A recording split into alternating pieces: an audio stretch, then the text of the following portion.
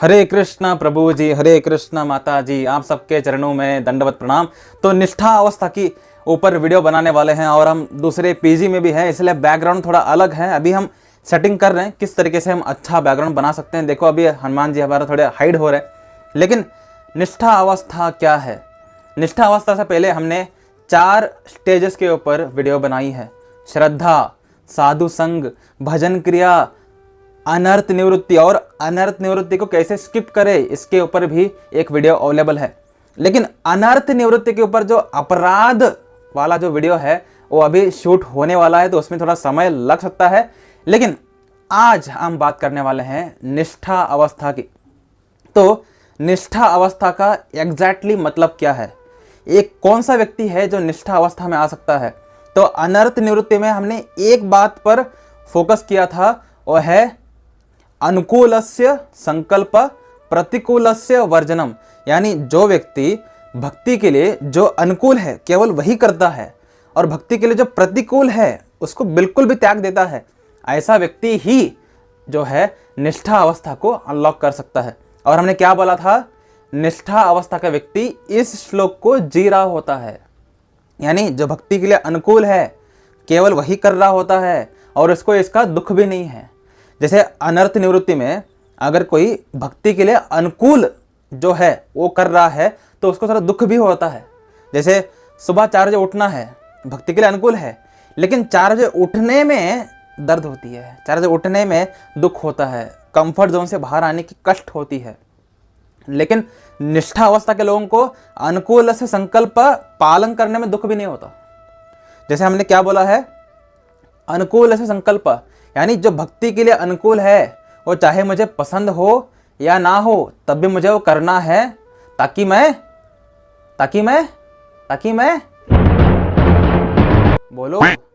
मैं शरणागत हो सकूं। तो अनुकूल से संकल्प प्रतिकूल से वर्जनम, ये शरणागति का मंत्र है। तो शरणागत अगर किसी को होना है तो उसको अनुकूल जो भक्ति के लिए है, कर्म, सिचुएशन, वस्तु, उसको स्वीकारना पड़ेगा, चाहे उसको पसंद है या नहीं है। लेकिन निष्ठावस्था के व्यक्ति को पसंद नहीं है ऐसा कुछ होता नहीं है। अगर निष्ठावस्था के व्यक्ति को बोला जाए कि आप 4 बजे उठे, ठीक है, कि उसके लिए पसंद नहीं है ऐसा कुछ नहीं है, क्योंकि उसका जीवन टोटली ड्रिवन है कृष्ण के लिए। निष्ठा का मतलब क्या है, डिटर्मिनेशन है ना। वो निष्ठा हो गया उसका कि अब मुझे यही करना है जीवन में। तो जब उसको पता चल चुका है कि मुझे यही करना है तो उसके लिए अब कुछ भी अनप्लीजेंट नहीं है। यानी अगर उसको हम बोले कि ये चीज़ें आपको करना है, ठीक, कर लेते हैं, तो ऐसा कुछ भी नहीं है कि अब उसको ये मुझे अच्छा लगता है, ये मुझे बुरा लगता है। क्योंकि ये एक्चुअली अच्छा लगता है, बुरा लगता है क्यों आ रही है, क्योंकि हम इंद्रिय तृप्ति करना चाहते हैं। जो व्यक्ति इंद्रिय तृप्ति करना चाहते हैं उनके मन में ही ऐसा आता है कि ये मुझे पसंद है, मुझे पसंद नहीं है, ये सेवा मुझे ज़्यादा अच्छा लगता है, ये सेवा मुझे ज़्यादा अच्छा नहीं लगता। ऐसा क्यों? क्योंकि हम काफ़ी जन्मों से, इस जन्म में भी काफ़ी सालों से इंद्रिय तृप्ति ही करते आ रहे हैं, यानी खुद की खुशी। तो हम सेवा भी जब चूज कर रहे होते हैं तो उसमें खुद की खुशी मिलती रहे, इस तरीके से ही हम सेवा चूज करते हैं। तो मुझे ये सेवा पसंद है, ये सेवा करूंगा, मुझे सेवा पसंद नहीं है, ये सेवा मैं नहीं करूंगा। लेकिन निष्ठा अवस्था के व्यक्ति के लिए ऐसा कुछ नहीं है।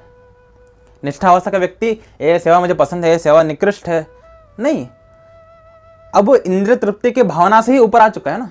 इसीलिए निष्ठा अवस्था का व्यक्ति कोई भी सेवा को स्वीकार कर लेता है और कोई भी सिचुएशन को जो भक्ति के लिए फेवरेबल है उसको स्वीकार कर लेता है, चाहे उसको पसंद है या नहीं। एक कॉन्सेप्ट ही नहीं है, ये पसंद है या नहीं, इसी दिस कॉन्सेप्ट इज फॉर अनर्थ निवृत्ति पीपल। अनर्थ निवृत्ति में 12 साल तक वो यही काम करते आ रहा है, तो 12 साल तक क्योंकि यही काम करते आ रहा है तो उसका सारे के सारे सेवाएं जो उसको पहले पसंद नहीं थे अब वो पसंद आने लगे, और जो उसको पसंद थे और ज़्यादा पसंद आने लगे। प्रतिकूलस्य वर्जनम, जो उसको पसंद था उसको भी छोड़ना पड़ रहा था अनर्थ निवृत्ति में, लेकिन निष्ठा अवस्था में वो मुझे पसंद ही नहीं अब, है ना।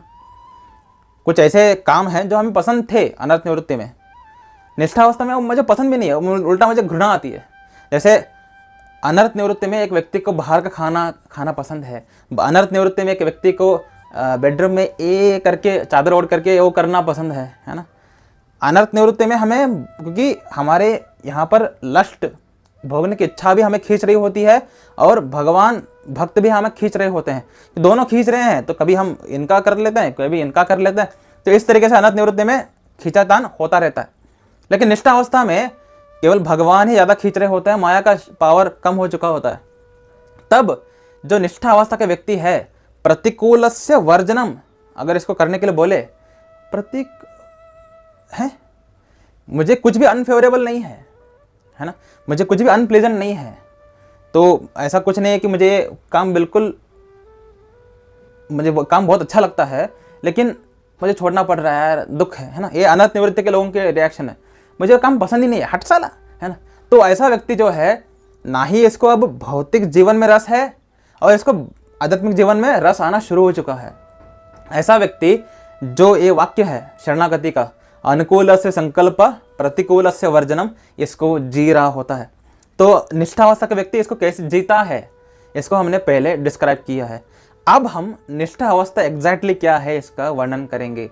तो आप में से ज़्यादातर डेवोटी सोच रहे हैं, अब तक तुम निष्ठा अवस्था की व्यक्ति किस तरीके से आता है एक्सप्लेन कर रहे थे। हाँ, ये निष्ठा अवस्था नहीं है। निष्ठा अवस्था का व्यक्ति अनर्थ निवृत्ति से किस तरीके से निष्ठा अवस्था में आता है, क्योंकि अनर्थ निवृत्ति में क्या कर रहा है वो, जो उसको पसंद है भौतिक काम उसको छोड़ रहा है, जो कि भक्ति के लिए अनुकूल नहीं था, और जो उसको पसंद नहीं है आध्यात्मिक काम जो कि भक्ति के लिए अनुकूल था उसको कर रहा है। करते करते करते करते अब उसको इतना अच्छा लगने लगा कि भक्ति ही उसको अच्छा लगने लगा और इंद्रिय तृप्ति उसको घृणा आ गई। तो इस अवस्था में आ गया एक व्यक्ति, तो ये अनर्थ निवृत्ति खत्म हो रही है, निष्ठा शुरू हो रही है। अगर कोई इसको जी रहा है, इसका मतलब वो निष्ठा अवस्था की टॉप मोस्ट इसमें नहीं है, वो निष्ठा अवस्था शुरू है ना। इसका मतलब क्या है कि शरणागति जो है एक व्यक्ति अनर्थ निवृत्ति स्टेज में ही प्राप्त करता है।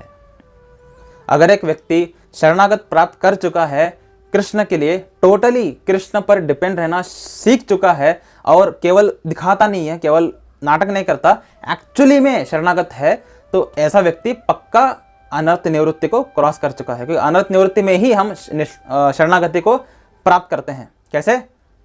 पिटाई पिटाई हो करके, पिट पिट करके, है ना। तो क्योंकि वो पिट करके मस्त शरणागत हो चुका है और निष्ठा अवस्था शुरू होने वाली है, तो अब निष्ठा अवस्था का मतलब क्या है? निष्ठा अवस्था के बारे में हमारे श्री कृष्ण चैतन्य महाप्रभु ने बहुत ही सुंदर तरीके से एक श्लोक दिया है। वह है, त्रिनाद अपि सुनिचेना तरोर अपि सहिष्णुना अमानेना मान देना कीर्तनीय सदा हरि। तो जो व्यक्ति इस श्लोक को मास्टर कर लेगा, ही इज इन पक्का निष्ठा अवस्था। तो ये श्लोक क्या है, ये श्लोक का मतलब क्या है? Let's understand. तो चैतन्य महाप्रभु 5 बातें बोलते हैं।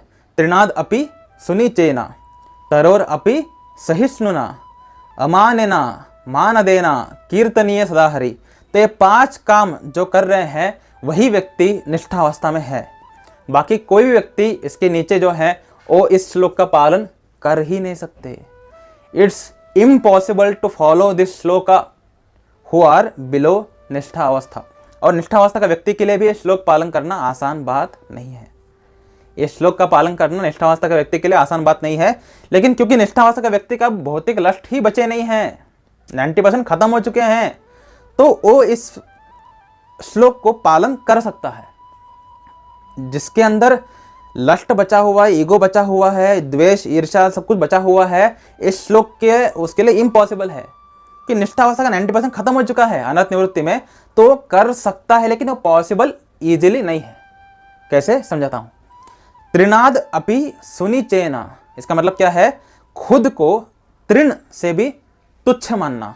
तृण का मतलब क्या है? घास उगते हैं ना गार्डन में, उसका एक तिनका निकालो और फेंक दो। इसका यूज कितना है, उससे भी यूजलेस मैं हूं, है ना। त्रिनाद अपि सुनिचेना, तृण से भी खुद को तुच्छ मानो। तृण का यूज ही क्या है? एक तृण का एग्जैक्ट यूज क्या है? कुछ भी नहीं है, इसलिए तो उसको तृण बोला जाता है।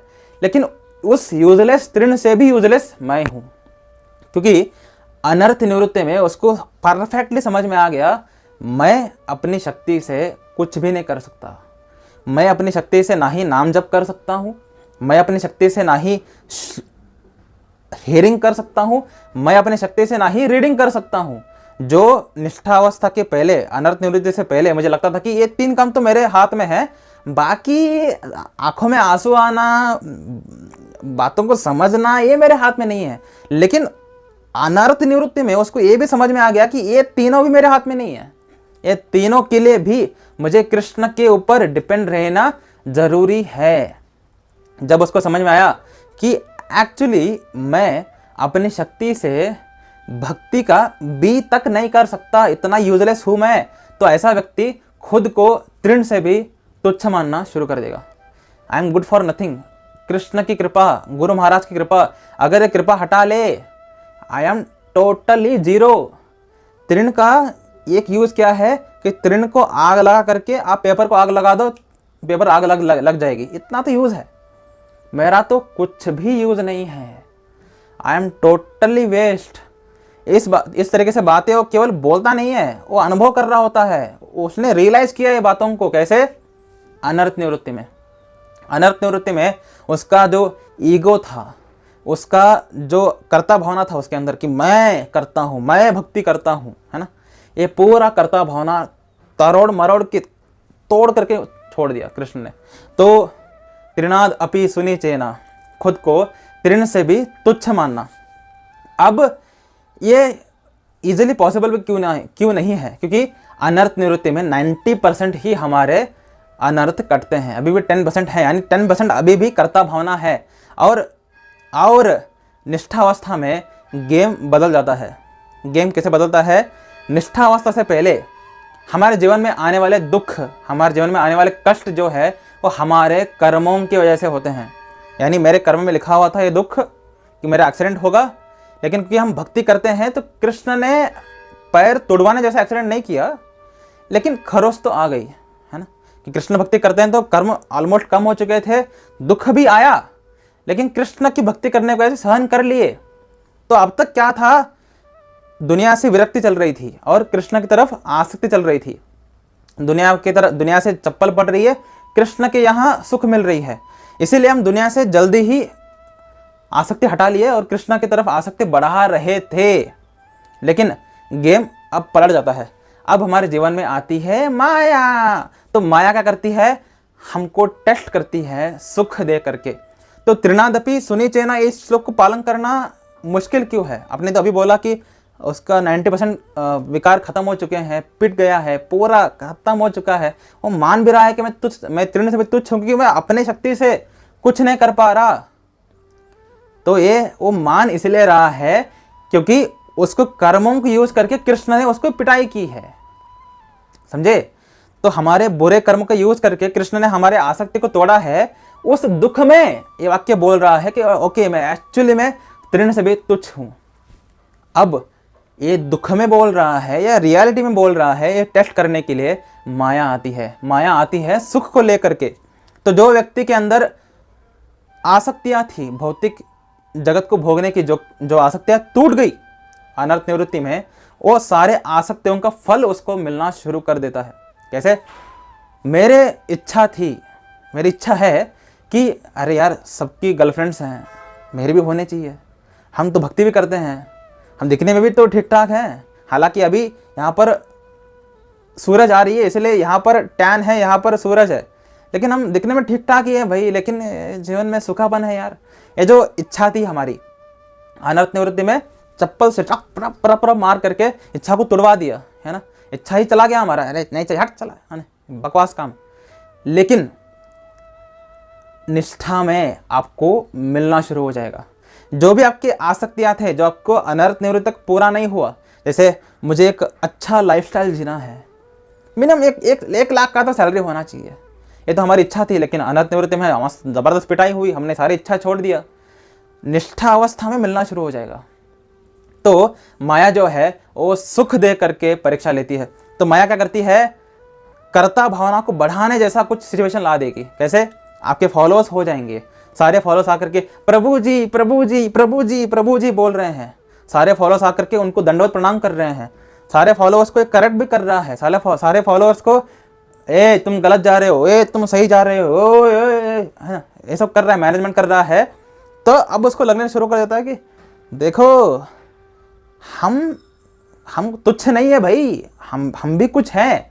जब वो आते हैं, कितना भी कठिन मिशन हो, ऋषिकेश को बता दो कर लेगा, है ना। एक बहुत कठिन लेक्चर है सर, मुझे समझाना है, ऋषिकेश को बता दो, लेक्चर दे देगा, समझ जाएंगे लोग। ये परफेक्ट है, ज्ञान में परफेक्ट है, कर्तव्य में परफेक्ट है, दिखने में ठीक ठाक है, लड़की आ रही है, इज्जत मिल रहा है, सब कुछ मिल रहा है, और आपको खुद को तुच्छ मानना है। ये है टास्क। निष्ठा अवस्था में टास्क ही यह है कि आपको खुद को तुच्छ मानना है, लेकिन आपको सब कुछ ऐसा जीवन में मिल रहा है जो कि आपको कर्ता भावना में लाएगी। वाई निष्ठा अवस्था इज हार्डेस्ट? क्योंकि निष्ठा अवस्था में हम जो बनना चाहते हैं, हम जो बनने की इच्छा है, हमें जो आदेश मिला हुआ है, उसका विरुद्ध सिचुएशन रहता है।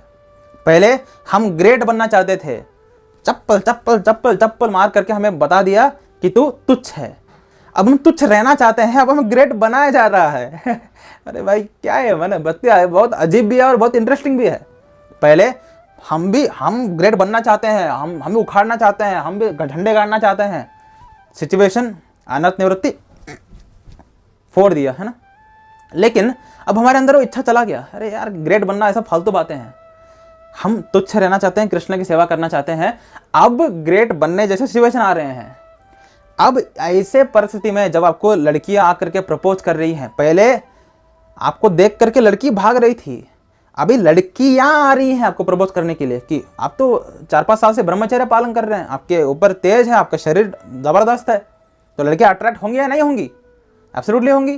तो बहुत सारी लड़कियां आ रही हैं क्योंकि आपके पास अच्छा खासा पैसा है, तो बहुत सारे फैमिली मेंबर्स, आपके रिलेटिव्स जो कि आपको पहले कुत्ता मानते थे, अब आपको कुत्ते का राजा मान रहे हैं, तो कुत्ते का राजा ही मान रहे हैं। तो जो रिलेटिव्स आ रहे हैं वो फेवरेबल हो गए, गर्लफ्रेंड्स मतलब लड़कियां फेवरेबल हो गई, सिचुएशन फॉलोअर्स हो गए। अब क्या आप खुद को तुच्छ मान पाओगे? चैलेंज निष्ठा अवस्था में यही चैलेंज है कि जब आपको सब कुछ मिल रहा है, देखो जिनकी गर्लफ्रेंड्स हैं और जो गर्लफ्रेंड को कंट्रोल में रखते हैं या जो गर्लफ्रेंड के कंट्रोल में हैं, इनको बोलो कि तुम तुच्छ हो, पॉसिबल ही नहीं है ये, है ना। कि अगर देखो सबसे ज़्यादा एक व्यक्ति जो कि मूर्ख व्यक्ति है, वो स्वामित्व की भावना को तभी अनुभव करता है जब वो कोई लड़की को कंट्रोल में रखता है। अगर आपके फॉलोअर्स में या आपको कोई भी इसमें कोई लड़का है, ठीक है, लड़के हैं और उनको आप कंट्रोल में रखते हैं कि ये काम करो, ये काम मत करो, तो हाँ प्रभु जी बोल के जाते हैं, तो ठीक है यार। जब कोई लड़की हाँ प्रभु जी बोल के जाती है तो अहम, है ना, एक अच्छा फीलिंग रहता है, मैंने लड़की को कंट्रोल किया, है ना। तो ये जो लड़की कंट्रोल किया, तो इससे क्या आएगा? कर्ता भावना, और हमें क्या मानना है? हम तुच्छ हैं। कैसे? पॉसिबल ही नहीं है।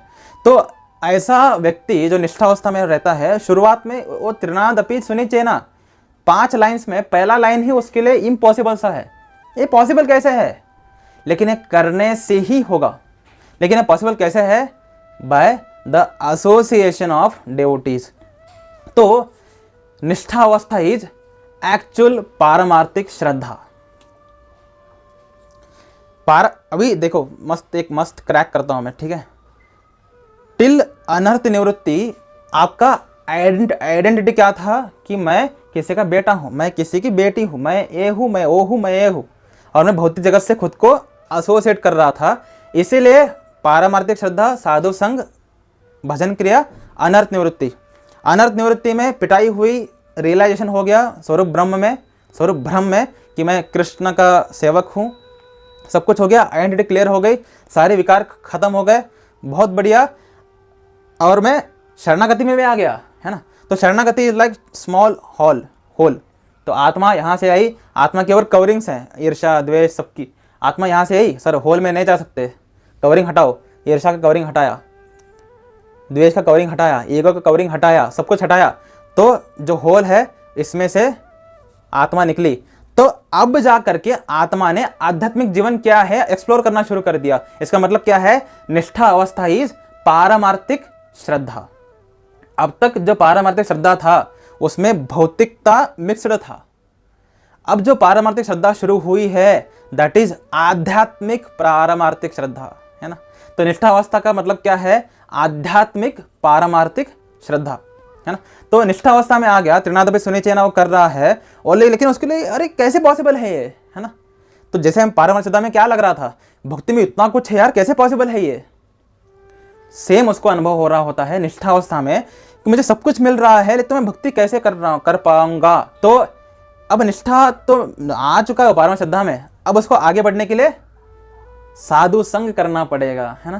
तो साधु संग करेगा कैसे? जो निष्ठावस्था के हैं, जो रुचि अवस्था के हैं, जो आसक्ति के हैं, उनको पूछेगा, इनसे कंसल्ट करेगा कि हे प्रभु जी, मुझे त्रिनाद अपि सुनिचेना इसका पालन करना है, लेकिन मेरी ज़िंदगी में देखिए इतने सारे लड़कियां आकर के प्रबोध करती हैं, मैं ब्रह्मचारी हूँ ना, लड़कियां आकर के प्रबोध करती हैं और मुझे ये सब कंट्रोल करने के लिए बोला जा रहा है, मैं किसी टेम्पल का प्रेसिडेंट भी हूँ, तो मेरे अंदर स्वामित्व की भावना आ रही है और मैं खुद को तुच्छ नहीं मान पा रहा, तो मैं खुद को तुच्छ कैसे मानूं?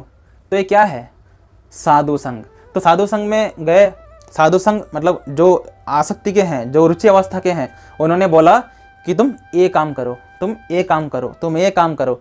वो काम करेगा और उसको काम करके जब उसकी वो भावना, है ना, और जब जाना शुरू कर देगी, वो भावना को क्या बोलेंगे? भजन क्रिया। साधु की वाणी सुन करके उनके इंस्ट्रक्शन को पालन करना ही भजन क्रिया है ना। श्रील प्रभुपाद जी ने हमें क्या बोला है? 4 नियमों का पालन करो, 16 माला का जप करो, भौतिक लोगों के लिए है ना। 4 नियमों का पालन करो, 16 माला जप करो, तुम एक दिन निष्ठावस्था में आ जाओगे। निष्ठावस्था में आने के बाद जो 4 इंस्ट्रक्शन मिलते हैं वो क्या है? वो मुझे भी पता नहीं है कि मैं निष्ठावस्था में नहीं हूँ। तो निष्ठावस्था में एग्जैक्टली क्या इंस्ट्रक्शन मिलता है, निष्ठावस्था में आने पर ही पता चलता है। लेकिन निष्ठावस्था में जो साधु संघ से इंस्ट्रक्शन मिला, उसको जब आपने पालन करना शुरू कर दिया, देन यू आर इन भजन क्रिया, एक्चुअल भजन क्रिया, आध्यात्मिक भजन क्रिया, दैट इज निष्ठावस्था। तो निष्ठावस्था में ही हम पारमार्थिक श्रद्धा, जो कि शुरुआत है, जब हम इम्पॉसिबल सा लग रहा है, हमने डेवोटीज से कंसल्ट किया कैसे करूं साधु संघ, और उसके इंस्ट्रक्शन को मान करके पालन करना शुरू कर दिया, भजन क्रिया। इस तरीके से जब आप निष्ठावस्था में आकर के पारमार्थिक श्रद्धा, साधु संघ, भजन क्रिया में आते हैं, तो त्रिनाद अपि सुनिचेना ये आप क्रैक कर लेते हैं कि आप खुद को तुच्छ ही मान रहे होते हैं कि ये जब जो मेरे जीवन में आ रहा है ये माया के द्वारा टेस्ट है और मुझे इसमें फेल नहीं होना है। इस तरीके से व्यक्ति माया के टेस्ट को भी जीत लेता है। लेकिन ये केवल एक लाइन मैंने एक्सप्लेन किया है। फ्रॉम द पास्ट 25 मिनट्स मैंने निष्ठावस्था की केवल एक लाइन एक्सप्लेन किया है। अब दूसरा लाइन क्या है? तरोर अपि सहिष्णुना, तरोर यानी पेड़ की तरह सहिष्णु बनो। अब गेम क्या है कि जब आप कंट्रोल कर रहे हैं, है ना, जब आप मैनेजमेंट की सेवा कर रहे हैं, जब आप कुछ काम कर रहे हैं, सेवा कर रहे हैं, तो आप तो परफेक्टली कर रहे हैं, मतलब आपने तो बिल्कुल ज़बरदस्त तरीके से सेवा किया है और आपके अंदर एक प्राउड फीलिंग आ रही थी कि गुरु महाराज कितने खुश होंगे, कृष्ण कितने खुश होंगे, ये तो आप बहुत एक्साइटेड थे कि मैंने कितना परफेक्ट सेवा किया है आज। लेकिन किसी डेवोटी ने या किसी आउटसाइडर ने आपको थूक दिया, क्या थर्ड क्लास सेवा कर रहे हो तुम, क्या बकवास सेवा है ये, तुमने हमको प्रसाद ही नहीं दिलाया, ये नहीं किया, वो नहीं किया, तो अपमान मिलना शुरू हो जाएगा। अरे मैं तो सही हूँ। पहले निष्ठावस्था से पहले हम बहुत से गलतियां कर रहे थे और हमें चप्पल पड़ रही थी, तो हम दुख हो रहा था कि अरे यार मैं गलतियां कर रहा हूँ, मैं गलतियां कर रहा हूँ, मैं गलतियां कर रहा हूँ, अरे, है ना, दुख। लेकिन निष्ठावस्था में सब कुछ सही कर रहा हूँ लेकिन फिर भी चप्पल, सही कर रहा हूँ चप्पल, सही कर रहा हूँ चप्पल। अरे यार, तो गुस्सा आ सकता है। जो अपने अनर्थ निवृत्ति में जो विकारों को छोड़ के आए हैं, है ना, तो गुस्सा आ सकता है। तो गुस्से को सहन करना है बिल्कुल एक पेड़ की तरह। तो पेड़ के ऊपर आप लाठी से मारो, तलवार से मारो, कुऱ्हाड़ी से मारो, कुछ भी करो, क्या पेड़ वापस चपेटे मारता है? नहीं। तो इवन दो पेड़ इज डूइंग एक्सलेंट वर्क, पेड़ हर सीजन आम दे रहा है, पेड़ सब कुछ परफेक्टली कर रहा है, फिर भी पेड़ की तरफ वायलेंस होता है। सिमिलरली हम सब कुछ सही कर रहे हैं, फिर भी हमारे ऊपर निंदा, आक्षेप, गालियां पड़ रही है, लेकिन हमें पेड़ की तरह सहन करना है। और ये भी कैसे समझेगा? एसोसिएटिंग विथ डेवोटीज और उनके इंस्ट्रक्शन को पालन करके। तो तरोर अपि सहिष्णुना का मतलब क्या है इसमें? कि आप गलतियां कर रहे हैं और आपको चप्पल पड़ रही है, ऐसा नहीं है। आप सब कुछ सही कर रहे हैं, फिर भी आपके अगेंस्ट कुछ बोला जा रहा है। तो उन बातों को कि मैं सही हूं, फिर भी बोला जा रहा है, फिर भी मैं सहन करूंगा, मैं चिल्लाऊंगा नहीं, और मैं ना ही आंदोलन खड़ा करूंगा कि गलत है, ये अन्याय है, नहीं, कुछ भी नहीं, मैं सहन कर लूंगा, है ना। तो तरोर अपि सहिष्णुना, अमाने ना, कि सब कुछ मिल रहा है ना, मान सम्मान की इच्छा मत करो। अमाने ना, मान सम्मान की इच्छा मत करो कि आपने एक्सलेंट जबरदस्त लेक्चर दिया 3 घंटे का, और आपके अंदर एक भावना आ रही है कि सब लोग मुझे तालियां बजाएंगे कि वाह वाह वाह ऋषिकेश प्रभु जी, वाटर लेक्चर। लेकिन किस, ताली बजाना छोड़ो, लोग सो गए। जैसे ये वीडियो को देखने के वक्त भी कुछ भक्त सो रहे होंगे। तो यार मैंने इतना प्रिपेयर किया, 8 घंटे प्रिपेयर किया, इतना जबरदस्त तरीके से एक्सप्लेन कर रहा हूं, इज्जत ही नहीं है यार। तो ये इज्जत ही नहीं यार, ये क्या है? ये ईगो है ना। तो अमानना, इज्जत की इच्छा मत करो, रिस्पेक्ट की इच्छा मत करो, लेकिन फिर भी काम एक्सलेंट करो। अब जो निष्ठावस्था के नीचे के जो डेवोटीज होते हैं, जब इनको इज्जत नहीं मिलता वो काम को छोड़ देता है। मैंने एक्सलेंट बुक डिस्ट्रीब्यूशन किया, इज्जत नहीं मिले, अब नहीं कर रहा, हट साला, है ना। ये निष्ठावस्था के नीचे के लोगों के कर्म है। वो जॉब कर रहा है, जॉब में टीम लीडर ने अप्रिशिएट नहीं किया, even though best of the best किया उसने, और किसी दूसरे को प्रमोशन दे दिया, अब से मैं काम अच्छे से करूंगा ही नहीं, छोड़ो इसको, है ना। निष्ठावस्था के नीचे के लोगों की यही हालत है, इनको अप्रिशिएट मत करो, काम को छोड़ देते हैं। हमारे ग्रुप में 2 डेवोटीज हैं, वो हरि कथा करते थे कृष्ण बुक पढ़ करके, इनको अप्रिशिएट मिलना बंद हो गया, है ना, उल्टा डांट पड़ना शुरू हो गया, छोड़ दिए। क्यों? क्योंकि इनके अंदर ईगो है ना। तो क्योंकि अभी ये कुछ भी नहीं है, अभी तो ये पारमार्थिक श्रद्धा और साधु संग में है, तो इनका तो हालत आप समझ ही सकते हैं। लेकिन निष्ठावस्था का व्यक्ति इन सब से परे रहता है।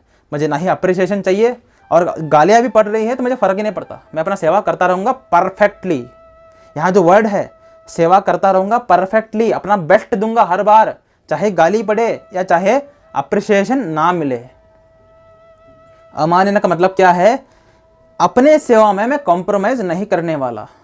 जो मुझे इंस्ट्रक्शन मिला है, जो मुझे सेवा मिली है, उसको मैं परफेक्टली करूंगा, चाहे उस सेवा के बाद मुझे गाली पड़े, अप्रिसिएशन ना मिले, मैं फिर भी उसको परफेक्टली करता रहूंगा और सेवा कभी छोड़ूंगा नहीं। अमानना, मान देना, जो कि इज्जत के बिल्कुल लायक ही नहीं है।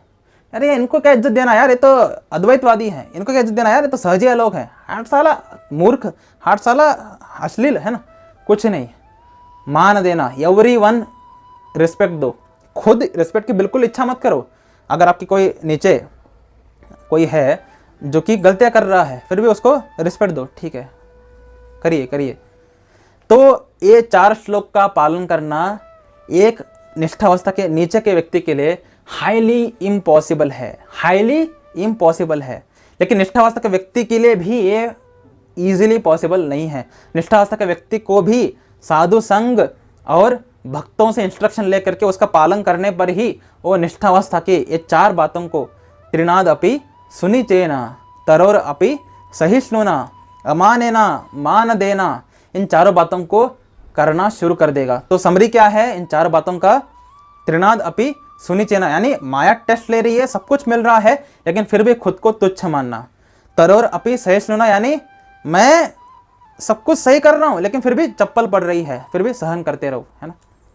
उसके बाद अमानेना, कि इवन तो मुझे इज्जत भी नहीं मिल रहा और चप्पल पड़ रही है, फिर भी मैं अपना कर्म को परफेक्टली करूंगा, मान देना, और चाहे डिजर्व करता है या नहीं, फिर भी मैं उसको रिस्पेक्ट दूंगा।